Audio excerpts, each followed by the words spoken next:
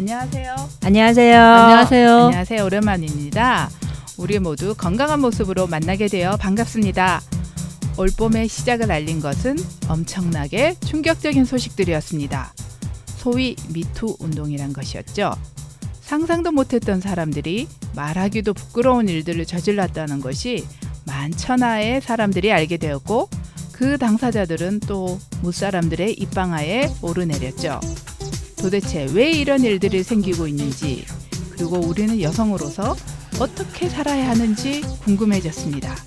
그래서 한 권의 책을 정하기보다 각자가 자신의 개성에 맞는 책을 읽고 우리 자신의 여성성에 대해서 생각하는 기회를 가져보고 싶었습니다. 너무 부담스러운 주제로 받아들이지 않았나 걱정도 되었어요. 어떠셨어요? 페미니즘에 관해서 생각해 보신 적 있으세요? 이번에 여성주의에 관해서 책을 읽자 이렇게 제가 제안을 드렸을 때 어떤 느낌을 받으셨어요? 솔직히 학교 다닐 때는 페미니즘이라고 하면 왜 자연스럽지 못한 왜 약간 억지의 어떤 왜 여성의 어떤 권리를 주장한다는 느낌 그런 게 들어서 조금은 거부 반응이 들었었어요. 오히려 저는 젊을 때는. 네네. 근데 요즘은 그게 페미니즘인지 어떤지는 모르지만은 제가 지금 애기 아빠랑 냉전 중인데 냉전. 이렇게 좀 센 냉전 중이에요. 센 냉전 중인데 그게 특별한 뭐 계기가 있어가 막 시끄럽게 싸운 게 아니고 생활상에서 이때까지 왜 결혼 생활 한 20년 동안 누적되었던 어떤 마음들이 네. 제가 이렇게 느끼기에 제 스스로를 이렇게 봤을 때 앞으로 남은 20년은 좀 다른 게 살아보고 싶다라는 생각하에 제가 그렇게 이런 관계를 만든 것 같아요. 이런 상황에서 이제 뭐 친정에서 전화가 오죠. 엄마가 그래도 네가 여잔데 그래도 김서방 좀 체면도 살려주고 뭐 이렇게 얘기하는데 예전 같으면 제가 미안한 마음이 안 들어도 남자빠 뭐 미안해 뭐 이렇게 풀었는데 지금은 그게 싫어요. 싫고 또 내가 먼저 다가가면 또 다시 옛날로 돌아가서 그 행동이 반복되겠구나 싶어서 지금은 내가 정말로 잘한 건지 잘못한 건지를 시간을 들여가지고 생각해보고 애기 아빠랑 정말 1대1로 평등한 관계에서 이 부부 생활에 대해서 한번 얘기를 해보고 앞으로 우리의 20년도 이런 식으로 살아가자고 좀 주장하고 싶은데 이게 어떻게 보면 저는 여성으로서 제 위치를 찾는 과정이 아닌가 싶어요. 역시 현명하신 그래요? 네, 저는 그렇게 보여져요.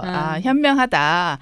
결혼 생활을 어느 정도 해서 지금 20년, 앞으로의 20년 이렇게 정리할 수 있는 기회를 가지겠다라는 말씀이시죠. 네. 네. 저도 이제 뭐 책 읽을 때 페미니즘에 대해서 책을 좀 이제 이렇게 접해 본 적이 있는데 보통 그냥 페미니즘 하면 그 여자분들이 나는 성깔 있고 뭐 좀 섹스를 싫어하고 뭐 남성 혐오에 좀 있는 그런 좀 강한 여자들에 대한 어떤 그런 편견이 있었던 것 같아요. 근데 페미니즘에 대해서 이제 이 나쁜 페미니스트라는 이 책에 나오는 글인데요. 제가 한번 소개 좀 해드릴게요. 나는 페미니즘을 되도록 단순하게 해석하려고 노력하는 편이다. 다만 나는 여성과 남성의 동등한 권리를 믿는다. 여성에게는 자신의 몸을 지킬 자유가 있고 필요할 때는 복잡한 절차 없이 의료보험의 혜택을 받을 수 있어야 한다고 믿는다. 남녀가 같은 일을 했을 때 동일한 임금을 받아야 한다고 믿는다. 이렇게 나오거든요. 그럼 정말 페미니스트라는 것이 남자와 여자의 어떤 차별을 두는 게 아니고 남자보다 우월해야 되겠다는 게 아니라 같이 잘 살아야 되는 거 아닐까. 우리 여성으로서 최소한의 우리가 권리나 임금이나 이런 걸 보상받아야 되는 거 아닐까. 예, 그렇게 이렇게 지금 사실 큰 이슈에 대해서 우리가 이렇게 추상적으로 얘기를 할 때는 저희가 어떤 게 옳고 그른지 분명하게 얘기를 할 수 있는데 실제로 동일 임금, 같은 업에 대한 동일 임금 이렇게 얘기할 때는 당연히 그래야지 이렇게 생각할 수 있지만 현실에 다양한 그 사례들이 있잖아요. 그래서 보니까 그 사례 하나하나는 다 성격이 다른 거예요. 그래서 그거를 하나의 잣대로 들이대서 이렇다 저렇다 얘기할 수 없는 그런 사안들이 우리 주변에 있는 것이 현실이고, 그래서 각자의 그 입장차나 이런 것들 때문에 정말 딱 뭐라고 정리해서 판결을 내리기가 어렵고 그런 예를 들어 저는 페미니스트 얘기를 이렇게 읽으면서 들었던 생각이 야 이게 뭐 노동 문제 얘기하는 거랑 사실 되게 비슷하다. 그렇죠. 예를 들어서 우리가 뭐 이렇게 신문지상에 어떤 데는 뭐 강성 노조, 뭐 규정 노조 이렇게 얘기를 하잖아요. 그래서 그렇게 매도를 하지만 실제로 또 노동운동 하시는 분들 얘기를 들어보면 그렇게 조직화되어 있는 노조에서 이슈를 끌고 가지 않으면 그 밑에 조직하지 못하는 노동자들의 권익을 보호해주는 장치가 하나도 없어진다. 그렇기 때문에 한쪽에서 강한 주장과 어떤 그 투쟁 의식을 가질 수밖에 없다 이렇게 얘기를 하는 걸 들었거든요. 그러니까 근데 그 노동이라는 게 그 저희가 같은 임금을 받는다면 남성과 여성이 같은 임금을 받고 별 차별이 없다면 저희가 그러니까 성적으로도 그런 차별 받거나 억눌릴 수 있는 그러니까 저희가 약자가 되는 상황이 훨씬 적을 거라고 생각이 들고 그러니까 출발은 동일 임금, 동일 노동에서 그렇죠. 출발한다고 봐야 되는 것 같아요. 저는 늘 그래서 이 사람 얘기 들으면 그런 것 같고 저 사람 얘기 들으면 또 그런 것 같고 저는 좀 약간 주택 없이 왔다 갔다 하는 편인데 예를 들어 막 그랬는데 왜 그 교사의 문제 있잖아요.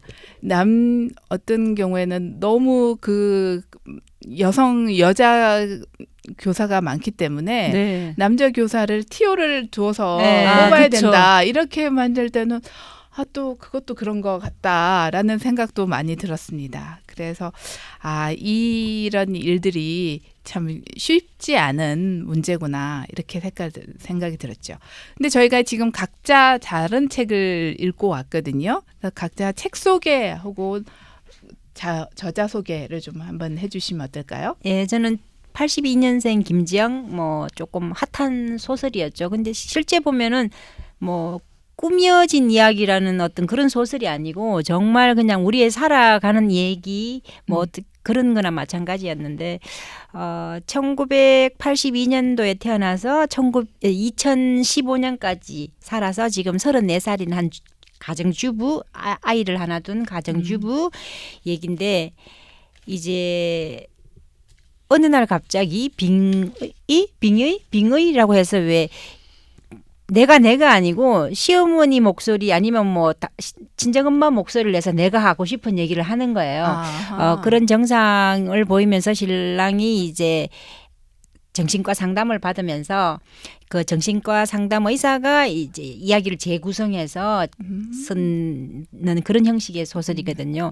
여기 보면 그냥 평범한 정말 생활상에서 우리 누구나가 겪는 어릴 때 초등학교 때 시절 대학교 때 시절 직장 생활 그러다가 그만둘 수밖에 없는 직장 생활 그 이후에 아기 기르면서 느끼는 어떤 그런 감정들이 고스란히 그냥 녹아있는 그런 소설이었고요. 작가는 조남주님인데 최근에는 또 현남 오빠에게라는 소설을 여러 소설가들과 함께 같이 소설집을 냈더라고요. 거의 비슷하단 그런 페미니즘에 관한 소설인 것 같아요. 네, 저는 그 책을 들고 왔는데요. 그 어려운 여자들이라는 그 록산 게이 작가의 소설인데요. 1974년생이시고 이제 그 미국 그 교수면서 작가로 활동하고 있습니다. 그러니까 저희 한국에 2016년도에 나쁜 페미니스트로 이제 번역해서 책이 나왔었는데 굉장히 이슈가 되고 그 책이 굉장히 재밌었다고 하더라고요. 그래서 이 어려운 여자들은 제목처럼 책이 내용이 쉽지는 않아요. 그러니까 되게 그러니까 소아 성애자에게 갇혀 이렇게 납치돼가지고 자매가 6주 동안 갇혀 있다가 성폭력을 당하고 다시 집으로 돌아와서 어떤 그 이후의 삶, 하여튼 이런 어떤 그런 성폭력 그 강한 남성성에 짓밟힌 여자들에 대한 이야기, 되게 무기력하고 되게 너무 이제 좌절하고 있는 여자들의 얘기야. 그래서 그런 얘기들이 있기 때문에 되게 어렵게 읽힐 수 있는데요. 그래서 제목도 네. 어려운 여자들인가요? 제목도 어려워요. 네, 그래서 어려운 것 같아요. 내용이 어렵다는 거예요? 아니면 그 상황이 어렵다는 거예요? 내용과 상황이 어려운데 이게 보편적으로 평범한 상황이 아니고 이렇게 이거 폭력을 당한 상황, 네, 네. 본인이 겪고 있는 상황들 네. 그런 상황들에 대한 얘기이기 때문에 굉장히 어렵지만 그렇지만 여성으로서 우리가 읽어야 될 숙제 같은 책이 아닐까 하는 생각이 들었습니다. 네. 그 책 제목에 대해서 좀 궁금하긴 한데 네. 어려운 여자들이라면 네. 그 여자들을 다루기가 어렵다는 그래서 기센의다는 의미에서 어려운 여자들인가요? 아니면 환경에 처해진 바가 굉장히 힘들고 어렵기 때문에 어려운 사회적 약자? 네, 그죠? 환경과 그 이제 주변 그런 걸로 인해서 어려워진 어려워진 여자들인 거죠. 이긴 한데 네. 근데 이제 그런 질문인 것 같아요. 결국 어려운 여자들에 대한 질문은 성적으로 뭐 폭행 당하고 힘들고 병들고 물란한 사람들이 얘기긴 한데 여기서 나약하게 보이는 이 여자들에게 페미니즘은 무엇일까? 이런 그런 주제가 주제를 아닐까 싶어요. 던져주는. 네. 예. 저는 어크로스 페미니즘이라는 사실 그렇게 두껍지 않은 책을 읽었습니다. 부제가요. 세계 여성 지성과의 대화라는 게 되어 있고요. 그 7명의 세계 각지의 활동가들을 만나서 그 질문을 던지고 그래서 인터뷰한 내용을 적어서 모아놓은 그런 인터뷰집입니다. 원래는 경향신문에서 그 의뢰를 받아서 연재를 했던 것을 묶어놓은 거죠. 그래서 저자가 그렇게 해서 보니까 저자가 사실은 한 명이 아니라 전부 8명이 되는 셈이더라고요. 예, 인터뷰 그 저자의 이름으로 나온 분하고 그 네. 나머지 인터뷰를 하셨던 분들이 있으니까요. 그분들 이름을 한 명씩 들어보면요, 이름도 다 어렵습니다. 줄리에트 비노슈, 리베카 솔릿, 케이트 파킷, 에바 일로즈, 마사 누스바움, 그다음에 저희가 아는 심상정, 네. 반다나 시바 이렇게 되어 있습니다. 그러니까 이름에서 풍기는 바와 같이 서양과 동양의 각지에서 활동하고 그 사회적 활동들도 정치적인 이슈, 또 어떤 분들은 그 평화운동, 또 어떤 분들은 빈곤의 문제, 또 여성 문제, 각지에서 활동을 하시는 그런 분들이었습니다. 그래서 또 이 책을 낸 저자의 이력은 약간 또 특이한데요. 원래는 대학에서는 불문학을 전공하고 대학원에서 불교 미술을 전공했답니다. 그래서 불교 방송국 PD로 프로그램을 제작하다가 미국으로 이민을 가서 우리가 많이 들어서 아는 놈 촘스키나 제러드 다이아몬드 같은 세계 지성인들을 만나서 인터뷰한 책을 3부작으로 또 낸 경력이 있는 그런 작가이기도 합니다. 자, 그럼 저희가 이제 이런 책들을 소개해 드렸고 또 혹시 이 저희의 팟캐스트를 들으시는 분들 중에서도 또 좋은 책을 읽으시면 서로 공유하셔서 어떤 책이 좋았고 어떤 책이 나한테 도움이 되었는가 정보도 서로 나누면 좋을 것 같습니다. 그러면 이제 조금 더 구체적으로 저희가 얘기를 한번 풀어보죠.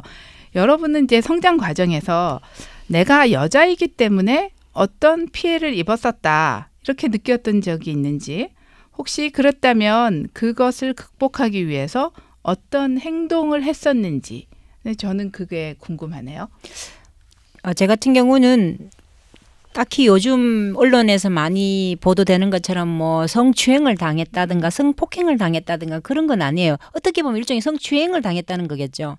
왜 동네에 보면 꼭 이상한 아저씨들 또는 할아버지들, 네네. 아니면 뭐 친척 오빠들 중에 뭐 놀러 왔을 때 약간 어떤 그런 느낌을 주게 하는 오빠들. 그래서 딱히 그게 뭐 크게 상처랄 것도 없는데도 불구하고 지금까지도 제가 한 번씩 꿈에서 그 사람들은 아니지만 그런 의미의 어떤 그런 걸 꿈을 반복했었고요. 네.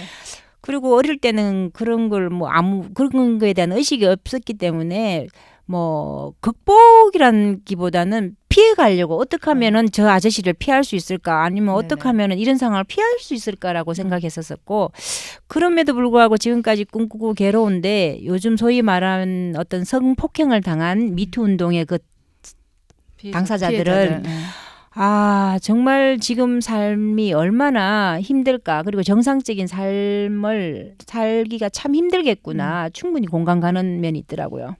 정임 씨는 어떠세요? 저는 자랄 때 집에 이제 3남매였는데 제가 장녀였거든요. 네. 장녀여서 이제 남동생이 아들이에요. 그러니까 저희 엄마 세대만 해도 아들 되게 좋아하시고 그쵸. 귀하잖아요. 네.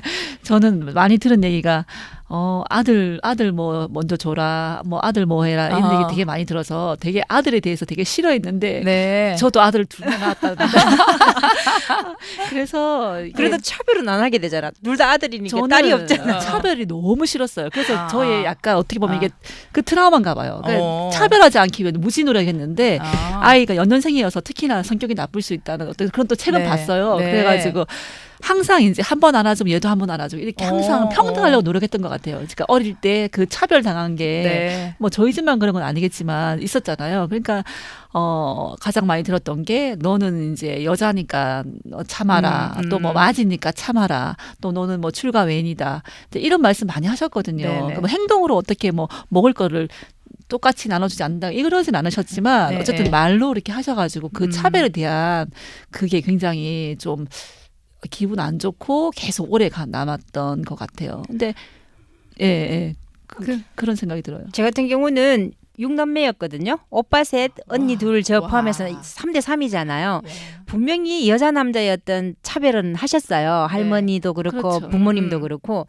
그런데 알게 모르게 전 또 막내기 때문에 거기 왜 보호막 아래에서 있었기 때문에 편했던 점 네, 그런 네. 점도 있거든요. 지금 어떻게 보면은 거의 모든 여성들이 불평등하다고는 느끼지만 한편으로는 또 왜 보호받는 속에서 편한 부분 맞아요. 거기에 많아요. 왜 또 어떻게 보면은 너무 편하게 그쵸. 생각하고 그걸 당연시 해버리는 거.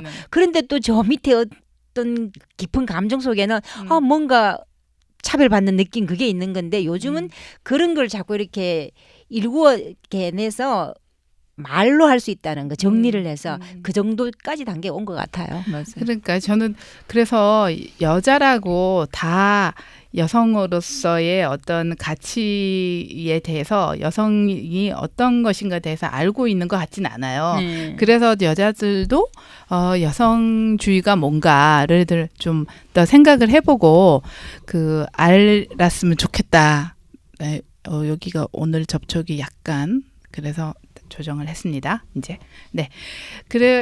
그런 게 되게 중요하다. 그래서 남자들도 제 생각에는 그게 굉장히 헷갈리는 거 아닌가. 이렇게 약자기 때문에 그러니까 물리적으로 약하기 때문에 보호해줘야 된다라고 생각하는 것과 그다음에 이제 내가 남자로서 어떤 억압을 하는 것과 그 차이를 구분을 잘 못하는 것이 상당히 많이 있지 않나. 미묘하게 약간 섞여져 있지 않을까요? 네, 생활 속에서. 그래서 남자나 여자나 공히 페미니즘에 대해서 공부를 좀 해야겠다. 맞아요. 네, 네. 그래서 이게는 어떤 것이 페미니즘의 여성성에 관한 것이고 어떤 것이 단순히 약자를 억압하는 건가.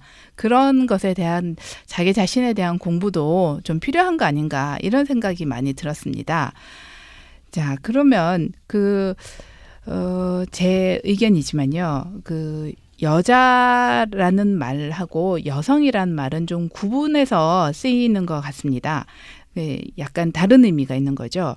여자는 생물학적으로 남자와 여자를 구분할 때 쓰이는 거고 여성이라고 하면 소위 말해서 젠더라는 사회적인 성 분류로 주로 쓰인다고 합니다. 예를 들어서 트랜스젠더라고 하면 태어날 때 남자, 여자라고 태어나는 것, 그 구분에 상관없이 남성에서 여성으로 혹은 여성에서 남성으로 자신에게 더 잘 맞는 성으로 옮겨가는 것을 말하죠. 그러니까 젠더의식을 가진다는 것은 내 자신이 어떤 사람인가를 더 잘 알게 된다는 말인 것 같습니다. 자, 그렇다면 우리가 이제 또 자녀를 둔 부모 아니겠습니까? 내가 가지고 있는 어떤 여성과 남성에 대한 그런 이중적인 잣대가 있는지 궁금합니다. 예를 들어서 딸에겐 자기 주장을 강하게 하라고 하지만 아들의 여자, 즉 며느리에게는 나처럼 내가 이렇게 살았으니까 너희도 순종적인 태도를 가지라 이렇게 요구하는 건 아닌지 모르겠습니다. 얼마 전에 학부모님들이랑 이제 모여가지고 얘기할 기회가 있었어요. 그래가지고 이제 5월 8일 날 그 어떤 엄마는 5월 8일 날 어버이날 이럴 때는 아들은 우리 집에 오고 며느리는 자기 집에 갔으면 좋겠대요. 그래서 옆에 있던 엄마가 또 그 엄마가 또 딸 가진 엄마인가 봐요. 네. 그 너무 좋은 방법이라고 막 이렇게 얘기하면서 서로 기뻐하는데 제가 그걸 가만 듣고 있다가 그렇지만 결혼을 했는데 그 아들이랑 며느리가 같이 어디든 가는 게 좋지 나는 따로따로 해서 자기 집이라고 이렇게 가는 거는 별로 보기 좋은 모습은 아니다라고 얘기를 했거든요. 네네. 그러더니 그 옆에 있던 엄마들이 쿨하지 못하게 그 시어머니 마음이라고 그렇게 얘기를 하는 거예요. 그래서 제가 제 속에도 이렇게 아들에 대한 어떤 이중 잣대가 또 며느리에 대한 또 생각이 또 이렇게 있는구나. 그러니까 어찌 보면 그게 좋은 방법인 것 같지만 어찌 보면 또 양쪽에 대한 게 또 소원해지는 부분들이 생기잖아요, 분명히. 그렇죠. 네. 그래서 저는 같이 갔으면 좋겠다는 주의거든요. 그래서 저는 생각했어요. 네. 둘 다 오지 마라. 초반에는 조금 젊을 때는 그게 안 선할 수 있거든요. 나이 더 드시면 선하실 거예요. 그럴 수도 있을 네. 것 같아요. 아니 요즘 그런 생각 들어요. 왜 우리가 소위 말해서 명절 때 왜 시댁 가는 거에 대한 엄청 네. 스트레스가 있잖아요. 네. 그리고 또 뭐 근데 반대로 역으로 나중에는 우리가 잘하면 네. 나중에 잘해요. 늙으면 할 수는 없잖아요. 잘하고 싶어요. 자식들이 우리 집에 오는 걸 귀찮아할 수도 있겠다는 거. 그래서 네네. 우리가 먼저 야 너네들 그냥 너네끼리 그거 해. 왜 이런 우리가 왜 좀 독립적인 생각이 자라나면은 그쵸. 맞아요. 자식들한테도 야 너네가 우리 찾아오기 싫은 게 아니고 우리가 너네 싫어 이 단계까지도 갈 수 있을 것 같아요. 그러니까 예전에 부모님들은 옛날 이제 농경 사회에서는 사실 부모들이 모든 걸 자녀들에게 다 해줬잖아요. 네. 맞아요. 그 뭐 물론 그 일부였겠니 하지만 땅도 물려주고 그리고 그래서 곳간 열쇠도 며느리에게 나중에 물려줄 거잖아요. 그러니까 사실은 주고받는 관계가 됐기 때문에 그런 뭐 고부간의 관계도 문제도 생기고 또 아들에 대한 그 아들 가부장적인 그 제도 안에서 아들에게 계속 모든 것이 다 넘어가는 것이었기 때문에 그렇지만 요즘 사회는 전혀 그게 아니잖아요. 며느리들이 돈을 더 잘 생활비를 벌죠. 네. 더 많이 벌 수도 있고 맞아요. 그리고 부모가 굳이 물려주지 않아도 되는 독립적인 형편에서 부모라고 해서 무조건적으로 며느리의 공경을 기대한다는 건 어렵겠다. 그래서 네. 저는 이게 왜 어떻게 보면 여성성이 자라나면 좋은 방향으로 저희들이 얘기하고 있잖아요. 지금 이때까지 네. 약간 불평등한 관계에서. 네, 네. 근데 이 여성성이 자랐다고 해가지고 꼭 남성에 대한 여성성이 아니고 이 여성성이 자라면 가족 관계에서 왜 부모로서도 자식한테 할 얘기를 네. 더 떳떳하게 내지는 정확하게 할 수 있는 그런 부모가 될 수 있을 것 같고 또 어떻게 보면 아이들 입장에서는 옛날에는 부모 얘기를 하면 무조건 받아들였는데 그게 아니고 조금 어떻게 보면 냉정해지는 거지만 어떻게 보면은 자기 주장 속에서 덜 대립하면서 이렇게 의사 교환으로 가는 그런 단계가 되지 않을까 싶기도 하더라고요. 네, 그러니까 서로 좀 더 의사소통의 면에서 좀 더 평등한 관계가 네. 수직적인 관계가 아니라 좀 더 평등한 관계가 되는 거겠죠. 네. 네. 근데 그 평등한 관계가 되기 전에요. 일단 우리들은 그 며느리든 아들이든 그들을 다 손님이라고 생각하고 남편도 손님이라고 생각하면 싸울 일이 좀 적고 우리가 좀 더 집착할 일들도 적지 않을까 그런 생각이 드네요. 집착을 떠나서 네. 서로 독립적으로 살아보자 이런 집들도 많은 것 같아요. 네, 맞아요. 맞아요. 좀 근데 갈수록. 애기 아빠도 그런 얘기 했었어요. 네. 저기 뭐 어떻게 보면은 나와 관련된 성 정체성 내지는 그런 걸까지 거창한 단어를 사용 안 하더라도 제가 그랬잖아요. 아까 전에 애기 아빠랑 지금 소원한 관계인데 솔직히 걱정되는 마음도 있어요. 일단은 주수입원이 애기 아빠인데 네. 갑자기 이혼하자 그러면 어떡하지? 그리고 통장에 돈을 못 빼가도록 계좌번호 비밀번호를 바꿔버리면 어떡하지? 뭐 걱정하지 마세요. 재산 분할 50% 됩니다. 그렇죠, 법적으로. 그래서 걱정스러운 마음이 있으면서도 그런 거랑 떠나가지고 객관적으로 보고 내가 하고 싶은 주장 한번 해보자. 이게 왜 그렇다고 제가 애기 아빠는 좀 격해서 저한테 얘기했지만 저는 좀 냉정하게 애기 시간이 흐른 후에 제가 아기 아빠를 두고 얼굴을 두고 감정 없이 얘기할 수 있을 때 뭐 톡을 하든 네. 뭐 커피숍에서 만나서 얘기하겠지만은 왜 정말 대등하게 앞으로 나아갈 방향에 대해서 얘기할 수 있는 제가 됐으면 좋겠다. 응원을 보냅니다. 네. 짝짝짝. 저는 사실 이게 세대의 문제도 있지만 그러니까 개인적인 어떤 개성의 문제도 있는 것 같아요. 성격적인 문제. 그래서 저희 형제들이 이렇게 있지만 제 언니 같은 경우에는 정말 자기 그 의사 표현이나 이런 것이 확실한 편이에요. 근데 저는 그 언니한테 좀 눌려서 살아서 그런지 항상 일단 상대방의 입장을 먼저 생각. 근데 그러고 싶지 않아요. 나도 내 얘기 하고 싶어. 근데 어느 순간 보면 이게 체화되어 있는 거죠. 맞아요. 예, 그래서 그것이 부부관계에 있어서도 이렇게 정확하게 내 의사를 표현을 하는 것이 공동의 선을 위해서 좋아요. 그런데 그게 잘 못 되는 경우가 많거든요. 근데 그거는 그래서 제가 그 교육이 중요하다고 생각하는 것이 어릴 때부터 가정에서나 학교에서 이런 의식적으로 서로의 의견에 대해서 존중하고 내 얘기를 정확하게 의사 표현을 할 수 있는 교육을 좀 받으면 훨씬 더 우리가 서로 이렇게 막 참고 참았다가 터지는 맞아요. 그런 불행한 사태는 없지 않을까 이런 생각이 들었어요. 저는 독서 토론이 참 많은 도움이 됐던 것 같아요. 오. 알게 모르게 왜 책을 계속 읽으면 알게 네. 모르게 왜 사고가 맞아요. 논리적이 될 거 아니에요. 맞아요. 그리고 책 속에서 말하는 요령도 배우는 것 같고 이게 의도한 건 아닌데 책을 많이 봐서 그런 것 같아요. 책 많이 읽으세요. 네, 정말 그렇습니다. 혹시 정임 씨 어떤 다른 생각을 갖고 계셨거나 이런 게 없으셨는지? 네, 저는 괜찮습니다. 네. 잘 살겠습니다. 네네. 아들 둘을 가진 네. 부모로서 저는 아들 하나, 딸 하나, 성숙 씨도 마찬가지지만 네. 저는 약간 그런 게 있어요. 아는 딸이 좀 고집을 부리고 이러면 아 쟤는 가서 잘 살겠구나 이렇게 생각을 하고 아, 맞다고 생각합니다. 저도. 예. 그리고 맞아요. 근데 아들이 제 아들이 이게 굉장히 이게 좀 부드러운 편이에요. 예. 예, 모든 사람들한테 그런 약간 그런 저를 닮았나?